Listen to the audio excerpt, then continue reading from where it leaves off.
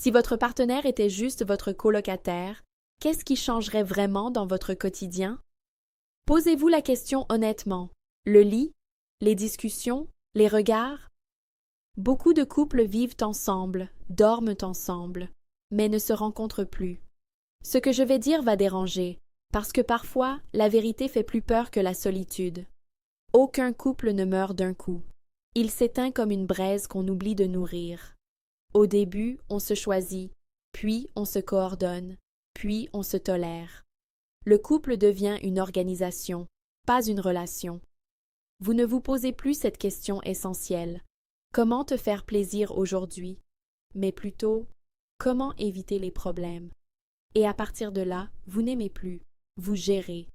La fatigue est devenue l'excuse officielle de l'absence de désir. Fatigue du travail, fatigue mentale, fatigue émotionnelle. Mais laissez-moi vous dire une chose très claire. On trouve toujours de l'énergie pour ce qui nous fait vibrer.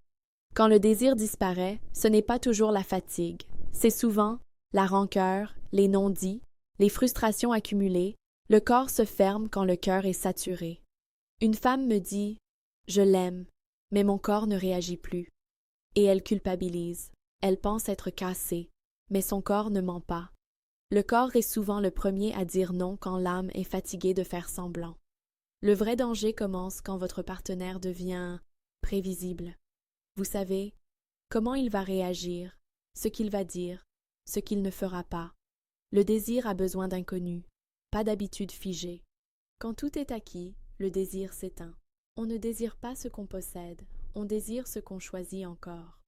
Il y a une douleur dont personne ne parle, se sentir indésirable aux yeux de la personne qu'on aime. Ce n'est pas un rejet violent, c'est pire, c'est l'absence d'initiative, le regard qui ne s'attarde plus, le toucher mécanique, et à force, on arrête de demander, on arrête d'espérer, on s'éteint. Un homme me confie « Quand ma femme part en voyage, je me sens soulagée. » Pas parce qu'il ne l'aime pas, mais parce qu'il n'a plus à jouer le rôle du mari présent sans être désiré. Quand être ensemble devient une obligation, la distance devient un refuge. Ce ne sont pas les évidents, ce sont les subtils.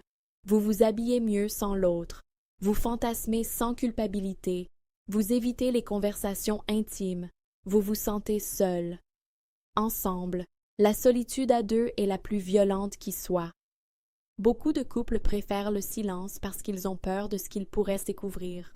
Peur que l'autre dise « Je ne te désire plus, je suis frustré, je ne suis plus heureux », mais le non-dit détruit toujours plus que la vérité. Le but n'est pas de retrouver le désir du début, il est mort, et c'est normal. Le but est d'en créer un nouveau, plus mature, un désir basé sur la vérité, l'audace, la redécouverte. Vous n'êtes plus les mêmes personnes. Désirez-vous qui vous êtes devenus? Si vous aviez rencontré votre partenaire aujourd'hui, est-ce que vous auriez envie de le séduire? Et est-ce qu'il, elle, aurait envie de vous séduire? Vous pouvez continuer à vivre comme ça. Beaucoup le font, et ils survivent. Mais survivre n'est pas vivre. L'amour sans désir devient une amitié sous contrainte, et le désir sans amour devient une fuite. La question n'est pas « est-ce que je dois partir ?»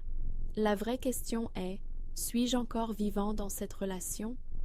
Si cette vidéo vous a mis mal à l'aise, c'est peut-être qu'elle vous parle. Écrivez en commentaire à quel moment avez-vous senti que vous deveniez colocataire.